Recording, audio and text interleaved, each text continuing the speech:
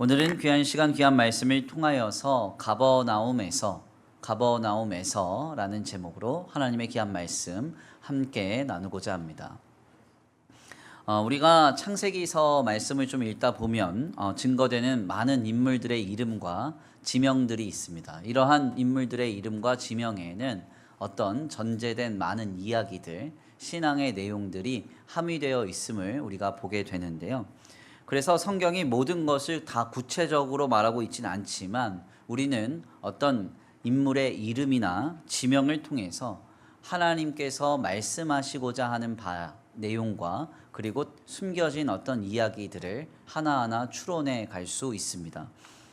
예를 들면 아담과 하와의 첫 번째 아들인 가인은 왜 그토록 악한 사람이었는가 하는 것에 대한 이 질문의 해답도 우리가 가인이라고 하는 이 사람의 이름을 통해서 추론하게 되는데요. 창세기서 3장 15절 말씀을 보면 하나님께서 죄로 인하여서 받을 저주의 내용을 말씀하십니다. 그러면서 남자는 수고하여서 땅으로부터 소출을 얻고 여자는 해산의 수고를 통해서 아이를 낳게 될 것임을 말씀하시죠. 이때 주님은 뱀에 대한 저주를 선포하시면서 뱀의 머리를 여자의 후손이 밟을 것이다 이렇게 말합니다. 이는 훗날 여자의 후손, 즉 동정녀 마리아를 통해서 나실 예수 그리스도에 대한 예표로서 예수님을 통해서 우리의 모든 죄와 악이 끊어질 것임을 주님이 원시복음으로서 전하고 있는 내용이라고 할 수 있어요. 그런데 바로 이 내용을 아담이 들었을 때 그 내용을 오해하기 시작합니다.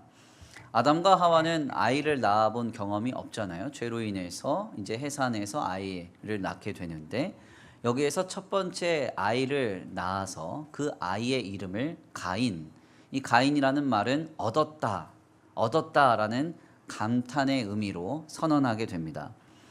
여기에서 아담이 아들의 이름을 가인, 얻었다로 지었다는 것은 가인을 주님이 말씀하신 여자의 후손, 그러니까 아담과 하와를 모든 죄악의 고통의 가운데 건져줄 메시아로 보았다는 그의 기대가 담겨져 있는 이름임을 확인할 수가 있죠.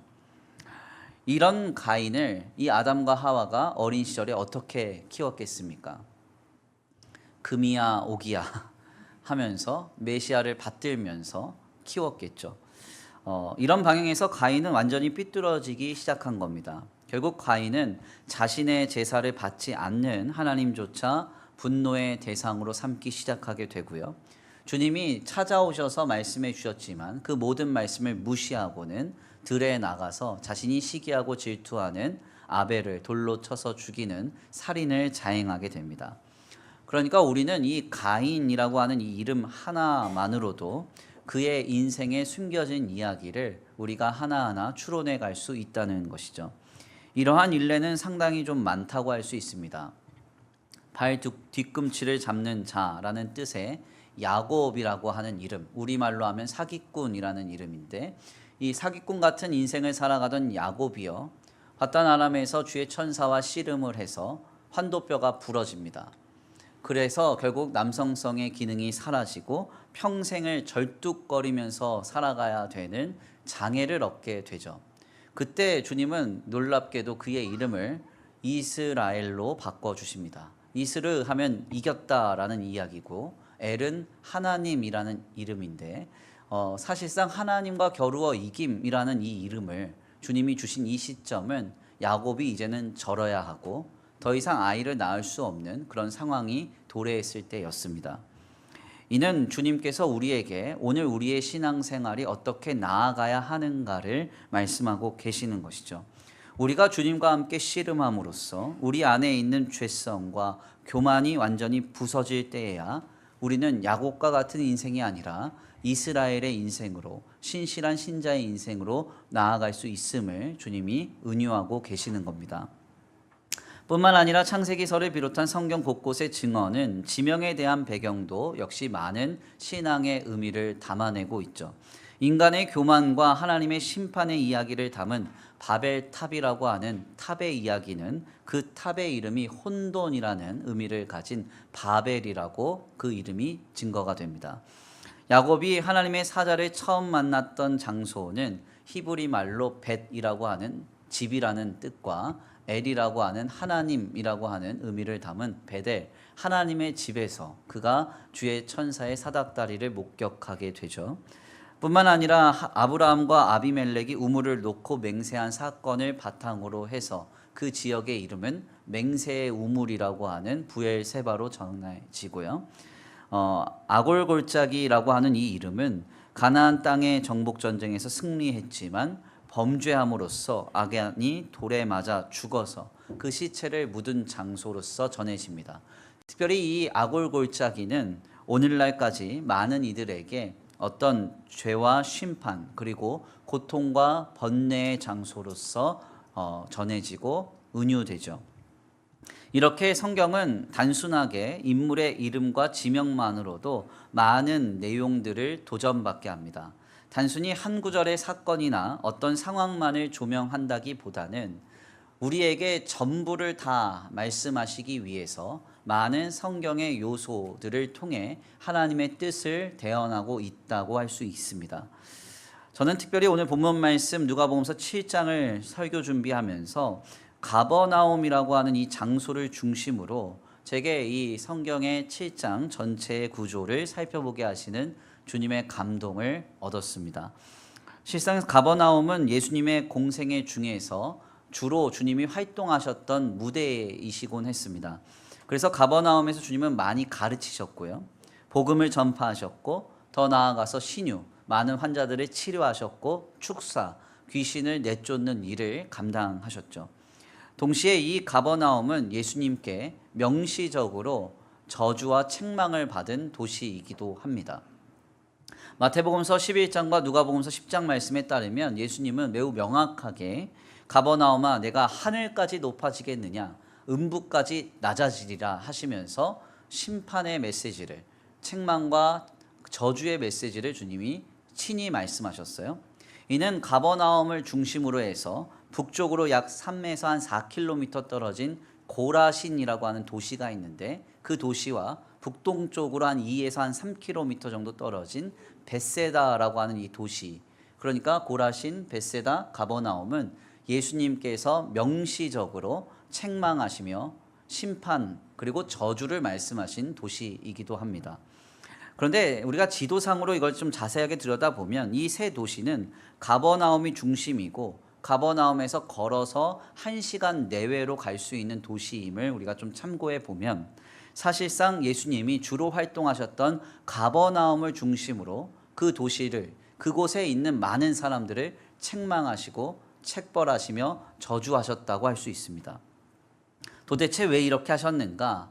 예수님은 주로 가버나움에서 활동하시면서 수많은 이적과 수많은 기적, 가르침과 복음을 선포하셨지만 전혀 변화되지 않고 깨닫지 못하는 그 지역과 그 지역의 사람들에게 주님은 아주 강권적인 메시지를 증거하시고자 가버나움을 대표적으로 책벌하시고 심판하셨던 것입니다. 우리는 결국 여기에서 이런 질문을 다시 한번 하게 되죠. 왜 예수님께서 도대체 이 가버나움을 중심으로 공생애를 감당하셨을까 하는 겁니다. 우리는 이런 질문을 바탕으로 오늘 본문 말씀 누가복음서 7장의 서두의 말씀을 함께 나누려고 합니다. 우리가 오늘 본문 말씀의 내용을 조금 더 바르게 깨닫기 위해서는 몇 가지 배경을 좀 살펴볼 필요가 있겠는데요. 먼저는 이 가버나움이 어떤 도시인가 하는 것을 살펴봐야 합니다. 먼저 이 도시의 이름인 가버나움은 히브리 말로 이제 카파르라고 하는 말과 나훔이라고 하는 말의 합성어입니다. 그래서 카파르라고 하면은 이제 마을이라는 뜻이고요. 나훔이라는 말은 위로라는 뜻이에요. 우리가 카파르는 뭐 이제 들어본 기억이 없는데 나훔은 많이 들어봤죠. 어디서 들어봤어요? 네, 성경 안 읽으세요? 네, 구약 말씀 보면 나훔 선지자의 기록이 나훔서로 전해지잖아요. 그래서 니누에를 향한 아주 강력한 심판의 메시지가 대언되는 말씀이 바로 이 나훔서입니다. 그래서 사실 어떤 이들은 이 가버나움이 카파르나움, 나훔의 도시다. 그래서 구약의 선지자 나훔이 세운 마을인가? 이렇게 말씀을 하시기도 할 텐데 사실은 이것은 전혀 상관이 없고요. 나움이라는 이 말이 고대 유대 정서상 위로나 자비라는 뜻으로 자주 사용된 말임을 우리가 확인을 해볼 때 사실상 이 가버나움은 누군가에게 위로의 마을이 되기를, 자비의 마을이 되기를, 어떤 따뜻한 소망을 얻는 그런 고을이 되기를 바라는 마음에서 지어진 장소라고 할 수가 있겠습니다. 결국 여기에서 더 나아가서 우리는 예수님 당시에 가버나움에 대한 고고학적 자료를 좀 더 살펴보게 되면요. 가버나움은 갈릴리 호수의 북쪽의 해안 도시로 보여집니다. 그래서 여기는 이제 상업과 어업의 중심지였어요. 특별히 이곳은 요단 강이 흘러내려올 때 갈릴리와 만나는 그 지점에 있었기 때문에 교통과 무역 그리고 상업의 요충지로서 중소도시 이상의 활기가 넘치는 도시였습니다. 가난한 자들의 마을이거나 빈민층이 모여 사는 도시가 아니었다는 것이죠. 그래서 고고학적 자료를 잘 살펴보면 이 가버나움에는 상당히 큰 규모의 유대인의 회당이 있었고요. 성경의 증언도 잘 살펴보면 이곳에는 어부들도 살고 있었지만 세리나 백부장처럼 중산층과 고위층 그리고 서민층이 함께 어우러져 살았던 활기가 넘치는 도시였음을 우리가 추론할 수 있습니다. 바로 이곳에서 예수님은 주로 활동하셨고 가르치셨고 선포하시며 치유하셨고 사역하셨다는 거예요. 우리는 여기까지의 말씀을 나누면서 다시 한번 또 질문을 합니다. 예수님은 도대체 왜 가버나움을 중심으로 공생애를 사역을 감당하셨던 것일까요? 여기에는 아주 중요한 신앙의 의미가 담겨져 있다고 할 수 있습니다. 가버나움은 앞서 우리가 나눈 바와 같이 카파르나훔, 위로의 도시죠. 주님은 바로 이 위로의 도시를 삶의 자리로 삼아 공생의 초기에 많은 사역들을 감당해 내신 겁니다. 즉 주님은 이곳에서 이런 메시지를 우리에게 도전하시는 것과 같아요. 참된 위로는 무엇인가? 그리고 진정한 위로는 과연 누가 줄 수 있는 것인가? 이런 도전을 주고 있는 겁니다. 예수님 당시에 이 가버나움이라는 도시를 한번 떠올려 보세요. 내가 그곳을 방문하거나 혹은 그곳에 찾아가거나 그곳에 정착하여 살아간다고 생각해 보세요. 도대체 왜 그 도시를 갑니까? 왜 그 도시에 가서 정착하여 삶을 살아가려고 합니까? 여기에는 매우 중요한 의미가 담겨져 있겠죠. 종교적이고 사회적이며 상업적으로 활기가 띈 그 도시에서 다양한 군상들이 모여 살면서 삶의 위로를 얻고자 그곳을 찾아가고 그곳에 정착하여 삶을 영위하려 했던 겁니다. 로마의 압제 속에서 자유해지기를 바랬고 각종 가난과 질병, 고통에 삶의 많은 어려움에서 해방받아서 위로받고 소망을 받기 위해 카파르나움, 위로의 도시에 많은 다양한 군상들이 함께 모여서 정착하며 살아가게 되었던 것이죠. 바로 이러한 방향에서 우리가 7장 말씀에 예수 그리스도를 통한 하나님의 역사를 좀 숙고해 보면 조금 더 깊은 깨달음이 우리에게 찾아옵니다. 7장 서두의 내용은 백부장의 사랑하는 하인을 치유하시는 사건이죠. 주님이 이 사건의 내용 속에 우리에게 말씀하고 있습니다. 주님이 카파르나움에 들어가서 이 일을 감당하셨다고. 참된 위로가 어디에 있는가? 누가 줄 수 있는가? 오직 예수님밖에는 참된 위로가 없고 그 주님으로부터만 진정한 위로가 옴을 우리에게 말씀하시고자 본문의 내용을 우리에게 시작하여 증거하고 계신다는 것이죠. 우리는 이 본문 말씀에서 일반적으로 백부장의 큰 믿음을 주목합니다. 신앙생활에 조금 연조가 있으신 분들은 예수님께서 매우 칭찬하셨다고 하는 로마의 백부장의 믿음에 관한 이야기는 한두 번씩 들어보셨을 거예요. 그런데 우리가 그 내용을 백부장의 믿음이라는 관점으로 들여다보기 전에 사실상 우리가 하나님의 위로의 역사라고 하는 이 방향에서 본문을 조금 더 들여다보면 새로운 은혜가 찾아온다는 것이죠. 오늘 본문 말씀에서 증거되는 이 백부장은 로마인이었습니다. 그리고 백부장이었습니다.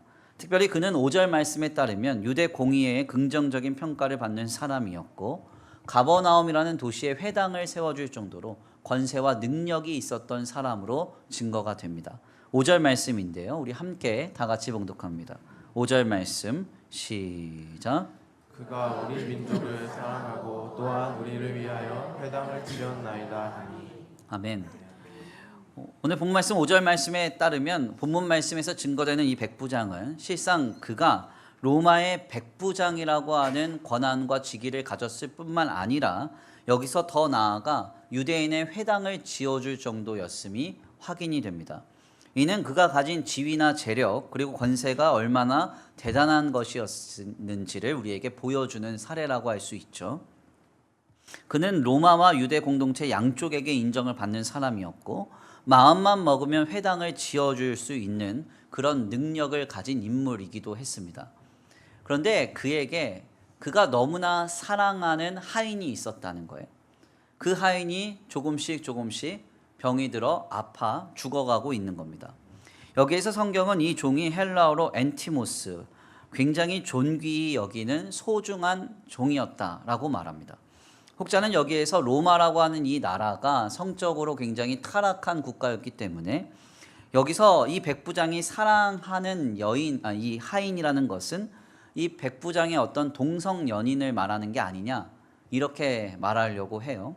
이것은 너무나 잘못된 해석입니다. 왜냐하면 이 엔티모스라고 하는 이 헬라어에는 동성애적인 의미가 전혀 담겨져 있지 않기 때문이에요. 만약 본문 말씀에서 이 백부장이 어떤 성애적으로 이 하인을 사랑했다라고 한다면 이것은 헬라어로 에로스나 혹은 애인을 뜻하는 에라스테스와 같은 말로 이 하인을 설명했어야 합니다. 그러나 매우 명확하게 누가복음서는 이 하인에 대해서 백부장이 엔티모스한 자라고 말하고 있어요. 이 엔티모스라는 말, 우리말 사랑하는으로 번역된 이 헬라어는 명예와 인격에 대한 가치를 평가하는 말입니다. 그래서 이러한 방향에서 추론해 보면 이 백부장의 이 종은 로마의 백부장에게 있어서 매우 인상적인 역할을 하였거나 어떠한 이 백부장의 삶에 특별한 공로를 감당해서 백부장이 노예로 여기지 않고 자신의 일부처럼 여기는 아주 중요하게 여기는 인물이었을 것으로 추론이 돼요. 그런데 바로 이토록 소중한 이 하인이 질병에 걸려서 죽어가고 있었다는 겁니다. 여기서 한 가지 인상적인 점은 앞서 우리가 나눈 바대로 이 백부장은 권세가 있었습니다. 능력이 있었습니다. 여기저기에서 모두에게 인정을 받고 마음만 먹으면 회당을 지어줄 정도의 능력이 있었던 사람입니다. 그럼에도 불구하고 이 죽어가는 사랑하는 종 앞에서 이 백부장은 아무것도 할 수 없는 사람이었다는 겁니다. 실상 이것은 인간이 자신이 직면하는 인생의 많은 시련 앞에 자신이 가지고 있는 것이 얼마나 미력한 것인지를 깨닫게 만드는 그 일들로 우리에게도 동일하게 나타납니다. 내가 힘이 있습니다. 능력이 있습니다. 물질이 있고 혹은 많은 사람들에게 인정받아 내 위치가 있습니다. 그런데 실상 그러한 많은 성취가 있는 인생이라 할지라도 내 인생에 느닷없이 고통의 문제가 다가오면 내가 가진 모든 것이 얼마나 허탄한 것인지 미력한 것인지를 우리는 깨닫게 되죠. 사실상 우리는 지난 몇 년 동안 그것을 매우 명확하게 뼈저리게 느꼈습니다. 4차 산업과 AI의 발달로 첨단을 향해 가는 이 시대 속에서 눈에 보이지도 않는 코로나라는 바이러스가 생겨나기 시작했습니다. 눈에 보이기만 하면 잘 피해 다닐 텐데 보이지도 않아가지고 그래서 이 코로나라는 바이러스 때문에 한 3년여 동안 전 세계가 멈췄죠. 이런 황당한 일이 있었어요. 뿐만 아니라 애프터 디지즈, 질병 이후의 시대에 접어들어서 우리는 다극적 체제의 강화로 전쟁과 각종 경제의 혼란, 환경 오염으로 인한 기상 이후와 각종 새로운 질병의 출현으로 인해서 세계 곳곳이 시름하며 아파하고 있습니다. 우리가 이러한 일들이 누군가의 일이 아니라 혹은 광의적이고 대의적인 일이 아니라 나의 일이 되기 시작할 때 우리는 매우 명확하게 느끼게 되죠. 내가 가진 돈이 그걸 해결할 수 있습니까? 천만에요. 내가 가진 힘과 능력, 어떤 명예와 성취가 나를 보호해 줄 수 있습니까? 그럴 수가 없다는 것이죠. 내가 가진 것이 무력하고 내 인생이 얼마나 보잘것이 없는지를 그제서야 느끼게 됩니다. 그런데 너무나 아이러니한 점은 바로 이러한 순간에 인간은 하나님을 찾기 시작한다는 거예요. 내 힘으로 할 수 없는 문제를 만날 때, 내 능력으로 감당치 못할 일들을 경험하기 시작할 때 느닷없이 주님을 찾는 마음이 불붙기 시작합니다. 그리고 진정으로 주님 앞에 나아가 의지하기 시작한다는 것이죠. 그래서 때때로 우리의 삶에 경험되는 시련과 고통의 문제는 하나님을 더욱더 향하게 하고 더욱더 의지하게 하고 더욱더 붙들게 하는 주님의 은혜의 섭리인지도 모르겠습니다. 우리에게 잘 알려진 유신론적 실존주의자인 키에르케고르는 그래서 절망이라는 것을 굉장히 중요한 인생의 가치라고 말합니다. 왜냐하면 인간은 절망을 통해서 하나님을 찾게 되기 때문이래요. 그의 글을 잠깐 읽어드리겠습니다. 절망은 자기 자신이 되기를 원하면서도 자기가 되지 못하는 상태이다. 참된 위로는 절망을 외면하는 것이 아니라 절망의 밑바닥까지 내려가 그 자리에서 하나님을 붙드는 것이다. 굉장히 중요한 도전을 우리에게 전해주죠.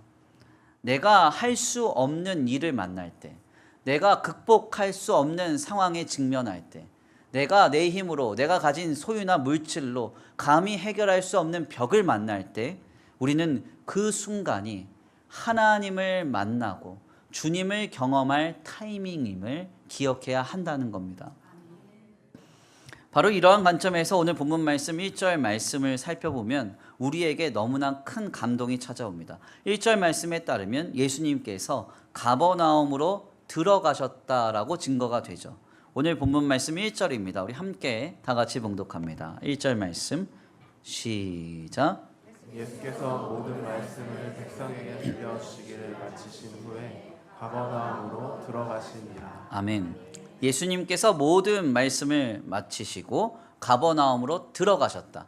지금 이 가버나움으로 들어간 이 시점이 어떤 시점인가요? 어떤 시점이에요? 백부장이요. 자기 하인을 두고 사랑하는 하인이 죽어가고 있어요. 숨이 꼴딱꼴딱 넘어갑니다. 근데 내가 가진 물질, 힘, 능력, 성취로 다 쏟아부어도 아무것도 할 수 없음을 깨닫고 절망하는 그 순간 주님이 가버나움으로, 카파르나움, 위로의 도시로 들어오셨다는 거예요. 이 주님이 이 도시로 들어가신 타이밍이 기가 막히다는 것이죠. 인간이 경험하는 스트레스 지수에 관한 연구 중에서 SRRS라고 해서 토마스 홈즈와 리처드 라헤가 개발한 사회 재적응 평가 척도 지수라는 게 있습니다. 이 지수에 따르면 100점 만점으로 해서 인간이 경험하는 어떤 특정한 상황에 얼마 정도의 스트레스를 받느냐를 1위부터 쭉 나열하여 정리합니다. 그 중에서 가장 높은, 가장 큰 스트레스 지수가 뭐냐면 사랑하는 사람의 죽음이에요. 이것을 경험하면 100점 만점인데 스트레스가 100점입니다. 100점. 네. 그리고 2위가 이제 이혼이에요. 이혼. 가정 깨실 생각하시면 안 됩니다. 주님이 한 몸으로 이룬 것을 검은 머리 팥불이 될 때까지 빨리 아멘 하세요. 빨리. 네. 아무튼 그래서 이게 이제 되게 중요한 거죠. 사랑하는 사람의 죽음을 가장 우리가 경험할 때 우리의 심신이 제정신이 될 수 없다는 거예요. 너무너무 힘들다는 거죠. 지금 이 백부장이 놓인 상태가 이와 같다는 겁니다. 백부장이 지금 절망 가운데 있어요. 자신이 명예롭게 여기고 가장 가치 있게 여기는 사랑하는 그 하인이 죽어가고 있습니다. 숨이 넘어가고 있습니다. 자신이 가진 돈, 명예, 권력 다 쏟아부어도 자신이 할 수 있는 게 아무것도 없어요. 그런데 바로 그때 우리 예수님이 가버나움에 들어오셨다는 겁니다. 이 소식이 백부장에게 들려오는 거예요. 백부장이 이 소식을 어떻게 들었겠습니까? 예수님이라는 슈퍼스타가 왔대, 이 정도로 들었겠어요? 그게 아닙니다. 사느냐 죽느냐 하는 그 현장 속에서 갑자기 들려오는 생명의 소리, 유앙겔리온, 복음의 소식으로 들려졌다는 것이죠. 아멘입니까? 그래서 그는 사람을 보내서 자신의 종을 낫게 해달라고 예수님께 요청을 하게 됩니다. 그리고 결국 그 하인은 예수님으로 인하여 낫게 되는 것이죠. 본문의 흐름상 6절부터 전해지는 백부장의 믿음은 사실상 굉장히 놀랍고 경탄스럽습니다. 정말 예수님이 칭찬하신 만큼 특별하다고 할 수 있죠. 그렇지만 우리는 이 본문을 백부장의 믿음이라고 하는 측면에서 고찰하기 전에 가장 먼저 백부장이 절망했던 순간에 친히 찾아오신 예수님, 찾아오신 주님에 대해서 함께 생각해 보아야 한다는 것이죠. 우리 주님은 우리가 절망하던 순간, 내 힘으로 할 수 있는 게 없구나, 내가 가진 것이 다 무력하구나, 내가 감당할 수 있는 것이 없구나 하는 그 순간에 주님이 찾아오신다는 거예요. 우리 주님은 그런 분이십니다. 저는 천주교인이기도 한 박노해 시인의 시를 자주 읽곤 합니다. 특별히 그가 쓴 스테디셀러 시집 중에 하나인 그러니 그대 사라지지 말아라 라고 하는 좀 두꺼운 시집이 있는데, 이 시집에서 제가 가장 좋아하는 시는 길이 끝나면이라는 시입니다. 여러 번 제가 강단에서 읽어드렸던 기억이 있어요. 이런 내용입니다. 제가 한번 읽어드릴게요. 길이 끝나면 거기 새로운 길이 열린다. 한쪽 문이 닫히면 거기 다른 쪽 문이 열린다. 겨울이 깊으면 거기 새 봄이 걸어 나온다. 내가 무너지면 거기 더 큰 내가 일어선다. 최선의 끝이 참된 시작이다. 정직한 절망이 희망의 시작이다. 너무나 감동적인 시죠. 가만 생각해 보면 신앙적이기도 합니다. 우리의 인생의 길이 끝나면 거기가 끝이 아닙니다. 다른 길이 열려요. 우리의 인생의 문이 닫히면 거기가 끝이 아닙니다. 다른 문이 열립니다. 겨울이 깊어지면 그 겨울이 영원하지 않습니다. 새 봄이 걸어 나와요. 내가 무너지면 더 큰 나를 일으켜 세워주는 하나님의 은혜가 있어요. 이 역사가 우리의 삶을 지금 이끌어가고 있다는 사실을 우리가 늘 기억해야 한다는 것이죠. 특별히 저는 이 시에서 마지막 부분을 참 좋아합니다. 정직한 절망이 희망의 시작이다. 저는 이 부분을 이렇게 바꾸고 싶어요. 신자가 정직하게 자신에 대하여 절망할 때 주님으로부터 희망이 시작된다. 아멘입니까? 우리가 할 수 있는 것이 없구나, 나는 안 되는구나, 나에게선 소망이 없구나를 분명하게 인식하는 그 순간 주님을 찾게 되고, 그 주님을 찾을 때 하나님의 역사가 시작이 되는 것이죠. 백부장이 가버나움으로 오신 예수님의 소식을 들었을 때 생각해 보세요. 아직도 내 돈으로 이 하인을 살릴 수 있다 하면 백부장이 자신의 하인을 예수님께 보냈겠습니까? 내 능력과 내 성취로 이 하인을 내가 살릴 수 있다고 여겼다면 예수님이 오셨다는 소식을 들었을 때 예수님께 그를 고쳐달라, 그의 믿음을 고백하며 말할 수 있었겠어요? 그렇지 않죠. 할 수 있는 게 없구나, 나에게선 소망이 없구나. 그 절망의 순간에 찾아오신 주님의 소식을 듣고, 아멘입니까? 그때 주님을 붙들었던 것입니다. 실상 이와 같은 은혜는 저에게도 항상 동일하게 경험됐습니다. 항상 생각해 보면 주님은 제게 본문 말씀과 같은 순간에 찾아오셨어요. 가장 절망스러운 순간에 제게 찾아오셔서 역사해 주셨습니다. 생각해 보면 조금 빨랐으면 우연이었다고 말할 것 같아요. 조금 더뎠으면 낙심했을 것 같아요. 와장창 깨졌을 것 같아요. 그런데 돌이켜 보면 너무 이르시지도 않았고 너무 더디시지도 않았습니다. 그래서 그 상황 속에서 힘들고 고단할 때 주님이 찾아오셔서 그 주님을 만났고 그 주님의 하나님의 하나님 되심을 고백하게 되었죠. 오늘 우리에게도 이와 같은 은혜가 있습니다. 주님은 가장 적절한 순간에 우리에게 찾아오셔서 카파르나움, 우리의 유일한 피난처요, 우리의 유일한 위로가 되어 주실 거예요. 실상 이와 같은 은혜를 목사님 저는 좀 구체적으로 듣기 원합니다. 목사님 그냥 말씀하시는 걸 수도 있잖아요. 그래서 간증을 해달라고 하시면 제가 지금부터 간증해서 새벽 2시까지 간증을 해도 됩니다. 제가 이 얘기를 3부 내내 하는데 별로 달가워하시지 않아요. 예배는 길게 끌면 안 되나 봐. 사실 뭐 밤이 새도록 나눠도 이런 은혜는 너무 많이 있었어요. 저도 뭐 목회를 할 때 별로 얼굴에 보면 이제 고생이 안 묻어난다 그래요. 은혜입니다, 은혜. 은혜. 고생 많이 했거든요. 돈 때문에도 절망했던 시기가 있었습니다. 절망 어려웠어요. 오죽하면 저희 아이들 지금 돌반지가 하나도 없거든요. 예, 다 팔아가지고. 예. 예, 근데 요즘엔 좀 아깝긴 하더라고요. 금값이 너무 많이 올라가지고. 예. 있었으면 이게 얼마야? 뭐 이런 생각하는데. 아무튼 그때 당시에 늘 그런 생각했던 것 같아요. 이번 달은 잘 넘어갈 수 있을까? 이번 주는 잘 넘어갈 수 있을까? 어떤 행사를 마치고 나서는 이걸 어떻게 감당하지? 이런 생각 굉장히 많이 했던 것 같습니다. 그러나 매우 분명한 사실은 주님께서 단 한 번도 굶기신 적이 없어요. 그리고 저를 무너뜨리신 적도 없습니다. 교회의 일이든 제 개인의 일이든 어떤 사역이든 간에 순간순간 낙심하고 절망스러운 상황은 경험됐습니다. 그러나 가만 생각해 보면 찾아와서 역사하시는 주님의 타이밍은 완벽했어요.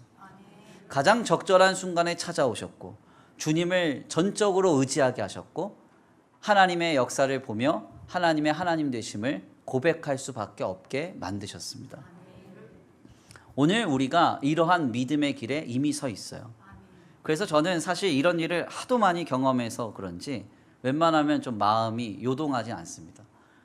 우리 김조열 목사님은 무던하고 성격이 예민하지 않아서 그런가 봐 했는데 그렇지 않습니다. 저희 아내한테 물어보세요. 예민 보스입니다. 예민 보스. 저희 애들이 막 예민한 티 내면 다 뭐라 그러냐면 지 아빠 닮아서 그렇다고. 예, 제가 기질적으로 담대한 사람은 아닙니다. 그러니까 기질은 그렇지 않아요. 은혜를 체험한 결과일 뿐입니다. 항상 우리가 기억해야 돼요. 주님은 하나님의 택한 백성을 포기하지 않으십니다. 놓치지 않으세요. 그렇다면 주님은 가장 우리가 절망하며 긴박한 그 순간에 주님은 찾아오실 겁니다. 주님의 완벽한 타이밍에 찾아오셔서 주님을 전적으로 의지하게 하실 것이고 전적으로 신뢰하게 하실 것이고 그 속에서 우리는 하나님의 하나님 되심을 경험하게 될 거예요. 그래서 우리는 아무리 절망스러운 순간이 도래한다 하더라도 아무리 마음 아픈 순간이 찾아온다 할지라도 우리의 유일한 카파르나움, 피난처 되시는 주님을 바라며 온전히 신앙해야 합니다. 저는 성경에서 말하고 있지는 않지만 실상 좀 가만히 생각해 보니까요. 오늘 본문 말씀 이후에 전해지는 백부장의 믿음이 그의 어떤 특별한 의지나 어떤 그의 특별한 감동으로 인해서가 아니라요. 상황으로 인해서라고 생각이 됐어요. 다 해본 거예요. 절망할 만큼 절망해보고 절박할 만큼 절박했던 겁니다. 그러니까 결론적으로 예수님을 그렇게 분명한 믿음을 가지고 붙들 수밖에 없었던 것이죠. 자기 자신에게 자포자기하고 너무나 절박했기 때문에 예수님 오셨다는 그 소식에 그의 마음이 뜨거워질 수밖에 없는 거죠. 저것이 마지막에 마치 최후의 보루처럼 여겨졌던 겁니다. 사실 생각해 보면 우리에게 이러한 은혜가 있음을 기억해야 합니다. 아무것도 할 수 없을 때 주님은 우리를 잊지 않으시고 우리를 방관하거나 방치하지 않으시고 찾아오실 거예요. 그 주님을 향하여 우리의 믿음의 정진을 그치지 마셔야 합니다. 언젠가 한번 말씀드렸던 것처럼 인생의 위기는 언제나 하나님이 일하실 기회입니다. 그러나 동시에 삶의 위기는 언제나 우리의 믿음을 보일 기회이기도 합니다.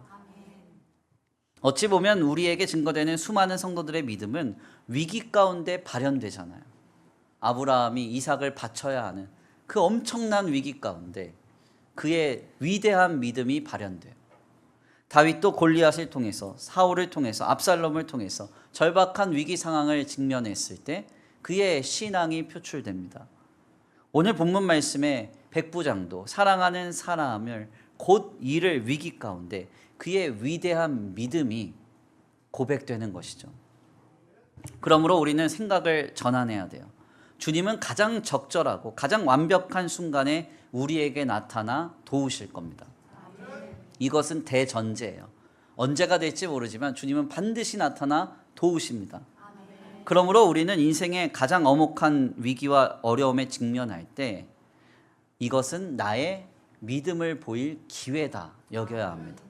다시금 신앙을 결단해야 하는 것이죠. 시편 기자의 고백입니다. 시편 42편 5절인데요. 우리 함께 다 같이 봉독합니다. 시작.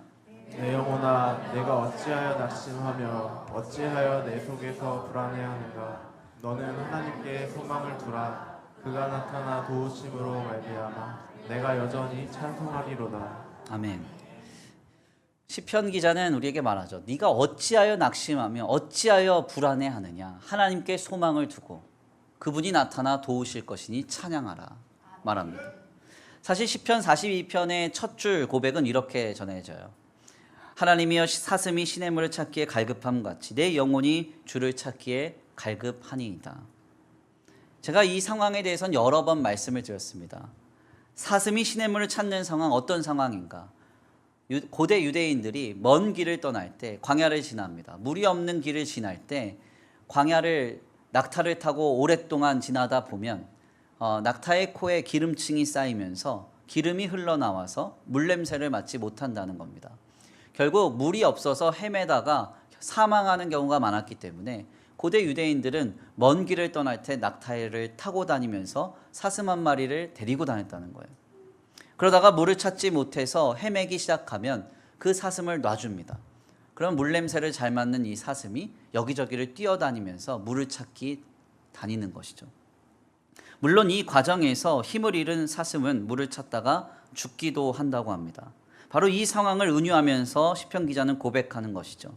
하나님이여 사슴이 시냇물을 찾기에 갈급한 같이 내 영혼이 주를 찾기에 갈급합니다. 얼마나 힘들었으면, 얼마나 아팠으면, 얼마나 절박했으면 이렇게 고백했겠습니까? 그런데 시편 기자는 이 고백에서 멈추지 않아요. 뭐라고 말합니까? 내 영혼아, 내가 어찌하여 낙심하며 어찌하여 내 속에서 불안해하는가? 너는 하나님께 소망을 두라. 그가 나타나 도우심으로 내가 여전히 주님을 찬송하리로다.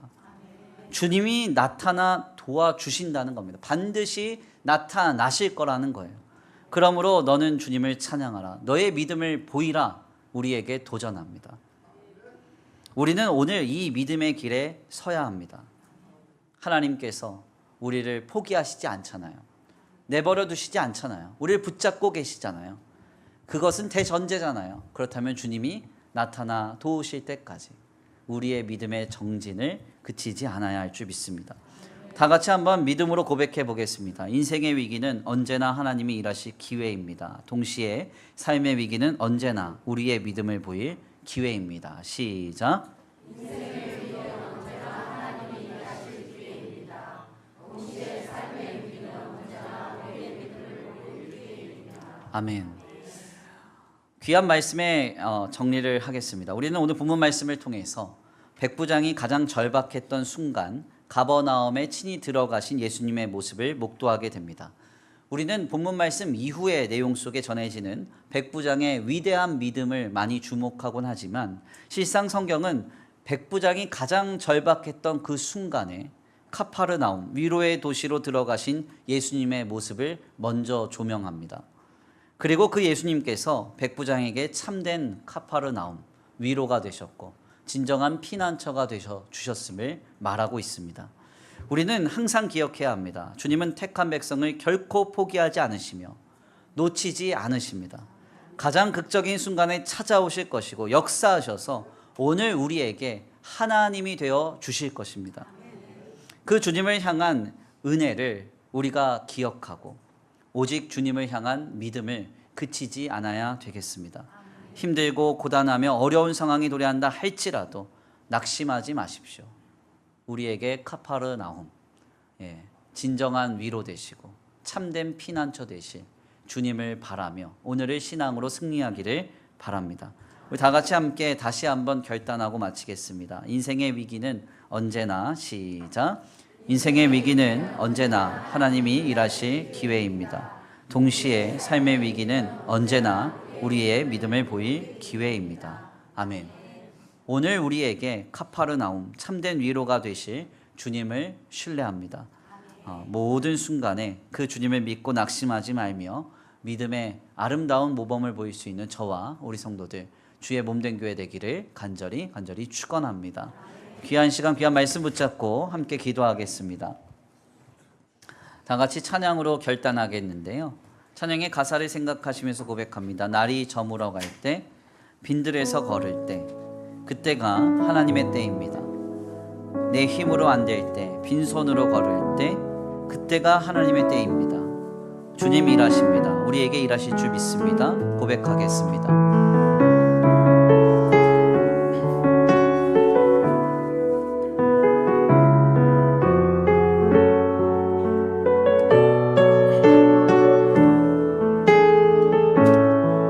날이 저물어 갈 때, 날이 저물어 갈 때, 빈들에서 걸을 때, 그때가 하나님의 때.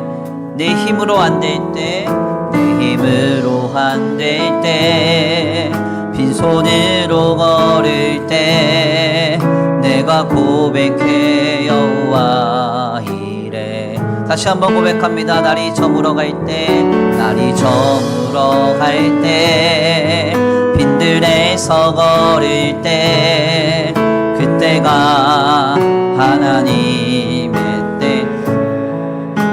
내 힘으로 안 될 때, 내 힘으로 안 될 때, 빈손으로 걸을 때, 내가 고백해 여호와 이래. 주님 일하십니다. 주가 일하시네, 주가 일하시네. 주께 아끼지 않는 자에게 주님 일하십니다. 주가 일하시네, 주가 일하시네.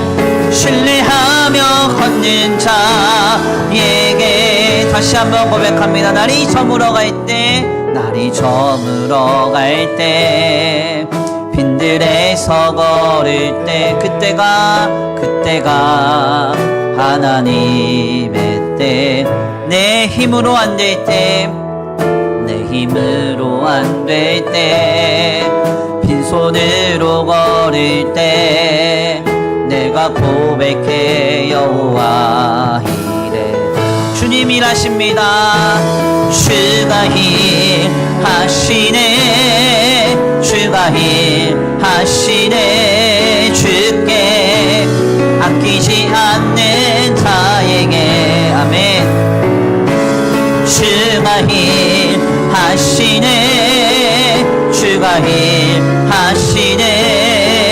신뢰하며 걷는 자에게 주님 일하십니다. 주님 일하십니다. 주가 일하시네, 주가 일하시네. 주께 아끼지 않는 자에게 아멘.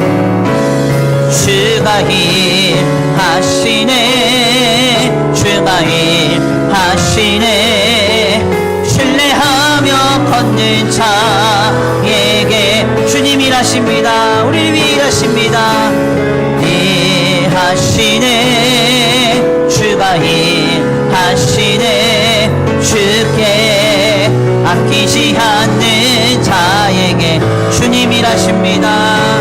주가 일하시네, 주가 일하시네. 신뢰하며 걷는 자에게 아멘. 우리 이 시간 함께 기도하기 원합니다. 주님, 그렇습니다.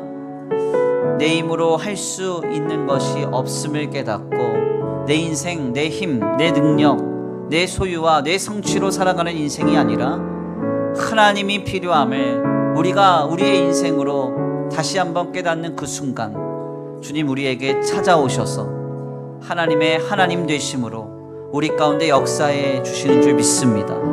백부장이 가장 절망했던 그 순간 카파르나움에 들어오셔서 백부장에게 참된 위로가 되어주시고 피난처가 되어주셨던 그 주님이 오늘 우리의 주님이신 줄 믿습니다. 주님, 그 주님을 향한 믿음을 가지고 낙심하지 않으며 실망하지 않으며 넘어지지 않으며 주님을 향한 믿음을 가지고 주님 나타나 도우실 때까지 불안해하거나 낙심하지 아니하고 넘어지지 아니하고 주님을 향한 믿음을 굳게 세워가겠습니다. 이 시간 결단하시면서 함께 말씀 붙잡고 나아가겠습니다. 함께 기도합니다. 사랑과 은혜가 많으신 하나님 감사합니다. 주님, 그렇습니다. 오늘 우리의 마음이 새롭게 되어지기를 원합니다. 내 힘으로 할 수 있는 것이 없음을 깨달을 때 내 능력과 내 소유와 내 물질과 내 성취가 내 삶의 영익케 함을 아버지 내가 인식하며 아버지 주님 안에서 그것이 아님을 깨달을 때 주님 앞에 아버지 내 물질, 내 능력, 내 힘, 내 성취가 무력하고 아무것도 아님을 깨닫게 되는 그 순간 주님을 붙들 때 주님이 오셔서 하나님의 하나님 되심으로 우리의 삶에 역사해 주시며 오직 우리의 삶의 유일한 한 분이 오직 예수님 한 분밖에 없음을 우리에게 깨닫게 하시는 줄 믿습니다. 나의 삶이 참된 위로 유일한 피난처가 예수님밖에 없음을 아버지 주님 깨닫게 하시는 그 여정이 우리의 삶 가운데 있음을 인정하며 아버지 다시 한번 믿음을 결단합니다. 주님 나타나도 오실 때까지 결코 실망하지 않으며 결코 낙심하지 않으며 결코 넘어지지 않으며 불안해하지 않으며 염려하지 않으며 하나님이 하실 일을 믿고 바라며 주님이 가장 적절한 순간에 완벽한 순간에 우리에게 찾아오실 주님을 믿고 바라며 우리의 믿음을 세워가기 원합니다. 아버지 내 때와 하나님의 때가 다르다 할지라도 낙심하지 않게 하시고 내 계획과 하나님의 계획이 다르다 할지라도 낙심하지 않게 하시고 주님의 뜻과 계획과 주님의 타이밍이 완벽함을 믿고 바라며 아버지 주님 나타나 도우실 때까지 주님을 찬양하며 우리의 믿음을 성진해 가기를 원합니다. 주님 이곳에 오셔서 우리와 함께하여 주시고 이곳에 오셔서 우리에게 역사하여 주시옵소서. 주님밖에 없습니다. 주님밖에 없습니다. 주님밖에 없습니다. 주님 오셔서 우리의 참된 위로 되어 주시고 우리에게 진정한 피난처가 되어 주시리라 믿습니다. 주님이 행하시리라 믿습니다. 주님이 나타나 도우실 때까지 아버지 온전히 주님만을 사모하며 믿음으로 나아갈 수 있는 우리의 신앙이 이르게 하여 주시옵소서. 주가 일하시네 주가 일하시네 주께 아끼지 않는 자에게 주가 일하시네 주가 일하시네 신뢰하며 걷는 자에게 주가 일하시네 주가 일하시네 주께 아끼지 않는 자에게 주가 일하시네 주가 일하시네 신뢰하며 걷는 자에게 주님 일하십니다.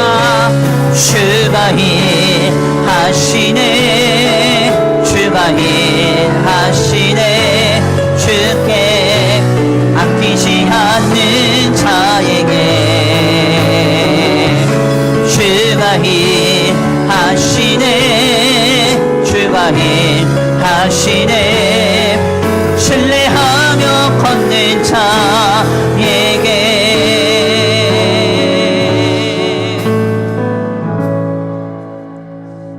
하나님 감사합니다. 귀한 시간 귀한 자리로 주님 앞에 나와 하나님의 귀한 말씀을 상고하게 하시니 감사합니다. 주님 그렇습니다. 백부장이 아무것도 할 수 없었을 그때 가장 절박하고 긴박했던 그 순간 주님이 카파르나움 위로의 도시에 들어오셨다는 소식을 듣게 되었음을 말씀을 통하여 깨닫게 하시니 감사합니다. 이 소식이 백부장에게 복음이 되었고 그래서 예수님을 찾아감으로 인하여 예수님으로부터 오는 참된 위로와 참된 치유와 참된 은혜를 얻게 되었음을 우리가 말씀을 통하여 깨닫습니다. 주님, 오늘 우리의 인생의 여정도 그러합니다. 내 힘으로, 내 능력으로, 내 소유로, 내 성취로 살아갈 것과 같은 그런 인생의 길이라 할지라도 우리의 삶에 막히는 문제 속에 우리가 가진 모든 것이 무력함을 깨닫습니다. 그때 우리가 주님을 진정으로 찾게 되고 진정으로 의지하게 되며 주님을 온전히 붙들므로 인하여 주님께서 하나님의 하나님 되심을 나타내 보이심을 우리가 다시 한번 주님의 섭리로서 깨닫게 됩니다. 주님, 우리의 삶의 많은 여정 속에서 주님 반드시 찾아오실 것이니 염려하거나 불안해하지 않게 하시고 낙심하거나 낙오하지 않도록 주님 우리의 마음과 생각을 붙잡아 주시옵소서. 주님이 나타나 도우실 때까지 우리의 믿음을 정진하며 주님을 향하여 나아갈 수 있는 굳건한 신앙이 되도록 주님 성령으로 우리의 마음과 생각을 지켜 보호하여 주시옵소서. 그래서 주님이 나타나 도우실 때 하나님께서 유일한 참된 위로자 되시며 진정한 피난처 되심을 분명히 경험하고 체험하는 은혜가 있게 하시고 하나님의 하나님 되심을 힘입어서 더 우리의 삶이 주님의 은혜 가운데 굳건하여지는 복된 역사가 있게 하여 주시옵소서. 오늘 귀한 주일 주님 앞에 예배하고 돌아갑니다.